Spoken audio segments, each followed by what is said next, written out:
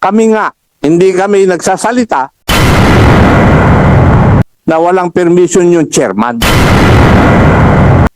Otherwise, baka mapilitan akong gawin yung hindi ko dapat gawin. Ito na nga guys, no, ang inaantay natin ng mga pasabog po sa committee hearing ng mga Kongreso laban po kay Erik at mga Congressmen. Ilang Congressmen na high blood na po dito kay Erik. Dahil Erik nanindigan na gumastos si House Speaker Martin Romualdez ng 1.8 billion sa travel expenses nito. Agad naman ito ipinipilit ng mga Congressmen na ilabas ang witness mo. Dahil pag hindi mo nilabas yung witness mo, ikukulong ka namin dito sa Kongreso mismo. Agad naman ito matapang na sinagot ni Erik yung paratang nila. Dito nyo makikita kung paano katapang si Erik na sagutin yung mga Congressmen kahit na high blood na sila. Kaya panoorin po natin yung buong video na ito at kayo na po yung nga kung sino po yung tama dito sa kanila o kung sino ang nagsasabi ng totoo. Tama lang ba na ipinagtanggol ng mga Congressmen si House Speaker Martin Romualdez sa 1.8 billion na travel expenses nito? Kaya panoorin na po natin yung sabay-sabay yung buong video na ito guys para po makapagbigay din kayo ng komento. Dahil dito nyo makikita sa video na ito kung sino talaga ang napipikon dito. That this committee is not above the law. No one in government is above the law. We are a government of laws. I am protected under the SOTO law. I have the constitutional right. I requested per record that I may be given competent advice and assistance of a legal counsel, and such right is guaranteed by the Constitution. And such right is also stipulated clearly in Section 12 of the governing House rules pertaining to committee hearing and conduct of investigation. And even if I am not in a court trial, the right to seek out counsel advice and assistance from a counsel is a part of principle of due process, a principle guaranteed by the Constitution.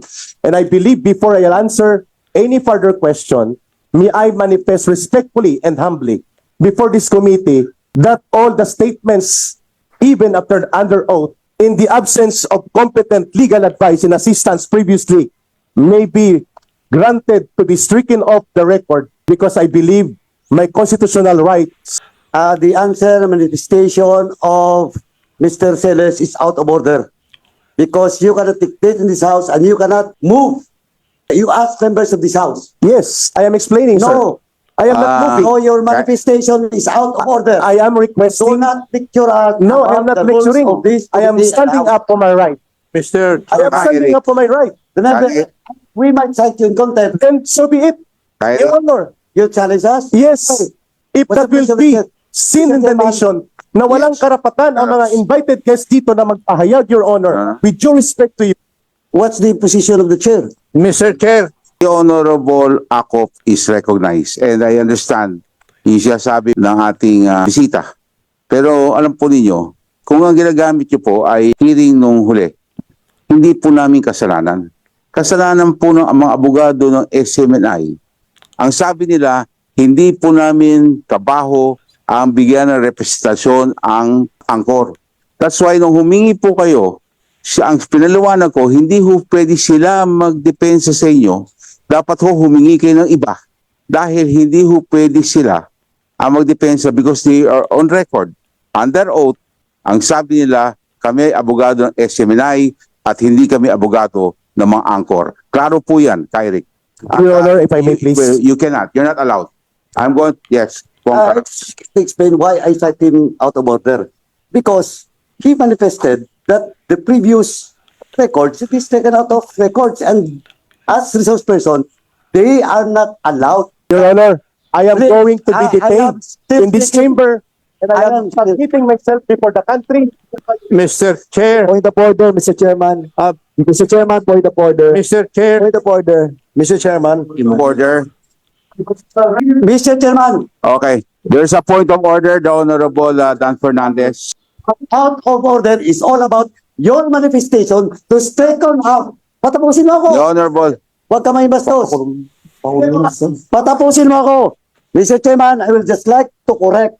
I am not stopping him to issue statement. What I'm saying is, and what I'm pointing out over there is the manifestation that the previous statement and the previous record should be taken out of order. May we remind the resource speakers and the members of this committee to observe the proper decorum. Correct. If the chairman acknowledge a certain personality, let him speak and Yes. don't interrupt Correct. the members of this committee while Correct. the member is given the right to speak. Maraming salamat po, Mr. Thank you, Chairman. the Honorable Chair. Dan Fernando. Honorable Akop. Mr. Celis, please be reminded that in this committee and this house, we have rules to follow. Hindi po ba namin sinusunod yung mga rules? Matanong ko nga po. Yes, sir. I would like to remind you Mm. that these rules are supposed to be followed by members of this committee and by the witnesses or resource persons to be present. And one of these rules is that before you can speak, you ask permission from the chairman. Kami nga, hindi kami nagsasalita na walang permission yung chairman. You better follow that rule. Otherwise, baka mapilitan akong gawin yung hindi ko dapat gawin. Thank you. Mr. Chairman, kasi gusto ko lang fresh yung memory ng ating resource person. No one is curtailing your right. Kaya ka nga nandito, binibigyan ka ng panahon, ng oras para magsalita. But do not play to the crowd saying that your rights are violated in this committee. It's not. Tayo ay nasa demokrasya, di ba? Alam mo kung ano yung pinaglalaban natin dito, di ba? So, never, ever insult the committee, much more any of the members of this committee. Kasi medyo yun ang affront. Yun ang affront sa amin. Do not challenge us to do what we feel is right to do to you because you might not like it. Sa tingin nyo guys, sino po yung tama sa kanila? Si Erik ba ay nagsasabi ng totoo o gawa-gawa lamang ng kwento para siraan lang po yung pangalan ni House Speaker Martin Romualdez? O tama lang ba na ipinagtanggol ng mga congressmen si House Speaker Martin Romualdez dahil hindi naman totoo yung paratang sa kanya na gumastos ng 1.8 billion? Kung nagustuhan nyo ang video na ito guys, mag-like, subscribe lang po at comment guys. At meron lang pala ako i-promote guys, Coach MB26 Vlog guys. Maraming salamat po.